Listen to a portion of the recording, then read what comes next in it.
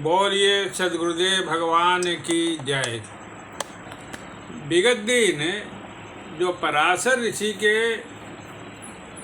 ऋचा पर चर्चा हुई थी, इसके बाद कुछ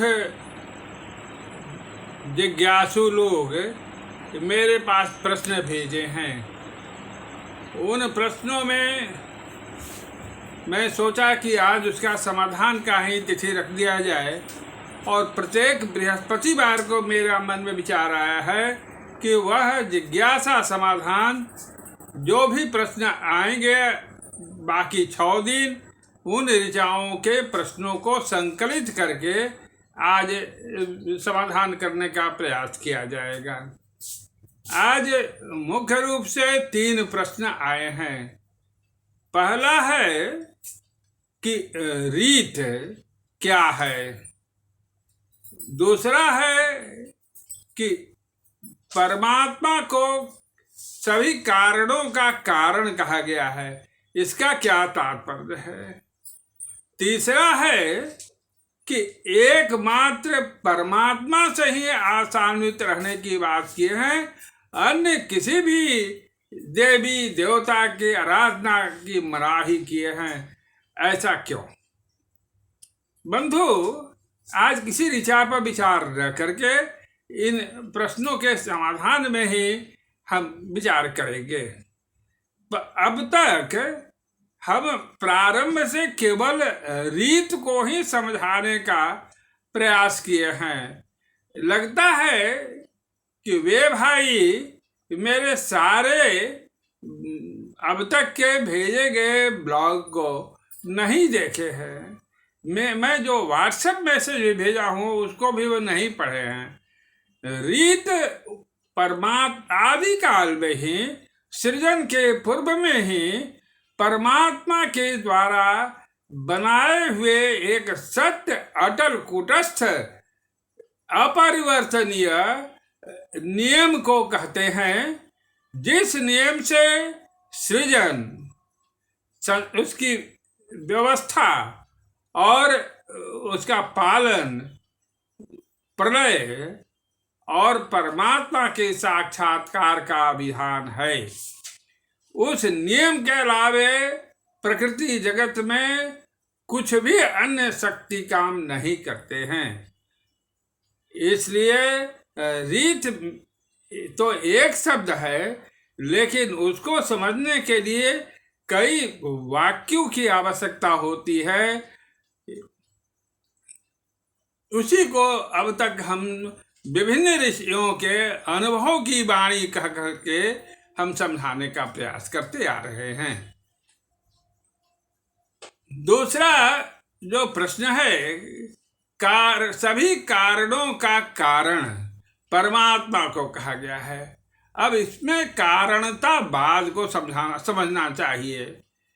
कोई भी जो हमारे सामने कार्य हो रहा है उस पर विचार करेंगे तो कुछ न कुछ कारण है। मान लें हम अब घरेलू काम में ही हम प्रतिदिन चावल का उपयोग करते हैं। चावल पर ही हम विचार करें कि इसका कारण क्या है, तो विचार होगा कि नहीं, धान से चावल बनता है।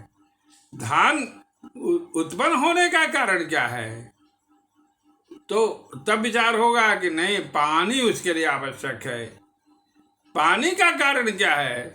इस तरीका से सभी कारणों का जो कार्य होता है, उस एक कार्य का दूसरा कारण होता है, और जो दूसरा कारण है वह भी कार्य हो जाता है तीसरे के लिए।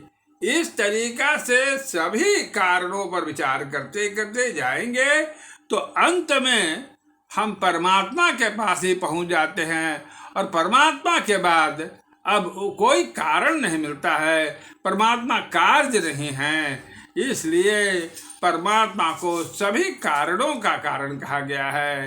परमात्मा ही सर्वेश्वर हैं। अब इस पर हम विचार करते हैं। कारणतावाद वह है तो दार्शनिक विषय इसको और ठीक से समझाने में समय तो काफी लग जाएगा। हमारे पास केवल 5 मिनट का समय है। अब हम जो बोले थे तीसरी बात जो कहते हैं कि एकमात्र परमात्मा ही से हमको आसान्वित रहना चाहिए, ऐसा क्यों? परमात्मा सभी ज्ञान विज्ञान के आदि स्रोत हैं। परमात्मा सभी शक्तियों के आदि स्रोत हैं। वे जिस आत्मा को जिससे जितना काम लेना चाहते हैं उतनी शक्ति देते हैं, उतना शक्तिशाली बन जाता है। इन्हीं में से कुछ श्रेष्ठ आत्माओं को लोकपाल बनाया जाता है, जिनको विशेष कुछ शक्ति प्रदान कर दिए रहते हैं और उनके द्वारा संसार के संचालन का कार्य किया जाता है। अब हम यदि उन लोकपालों पर विचार करें कि हम उनके शरण में जाएं, तो वे तो उनकी अपनी शक्ति है नहीं, वे तो परमात्मा से शक्ति लेकर के शक्तिशाली हुए हैं। जिस दिन परमात्मा चाहते हैं उस शक्ति को समेट लेते हैं। बंधुओं, मैं विहंगम योग का साधक हूं।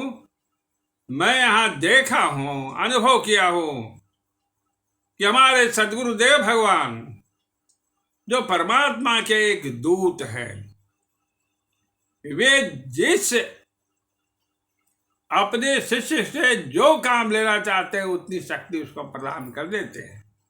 और वह शक्तिशाली होकर के यदि उसमें यह अहंता आ जाती है कि मैं यह कार्य कर रहा हूं, मैंपन की भावना आ जाती है, तो शक्ति को समेट भी लेते हैं।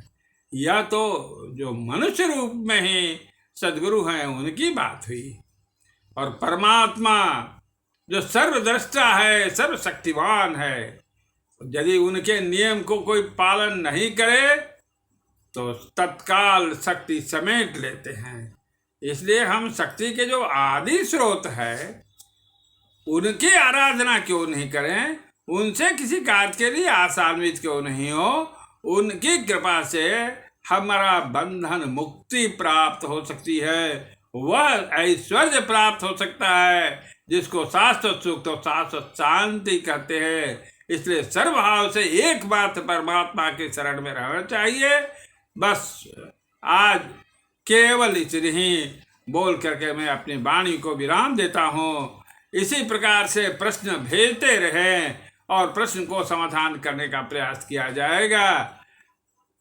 बस बोलिए सद्गुरुदेव भगवान की जय।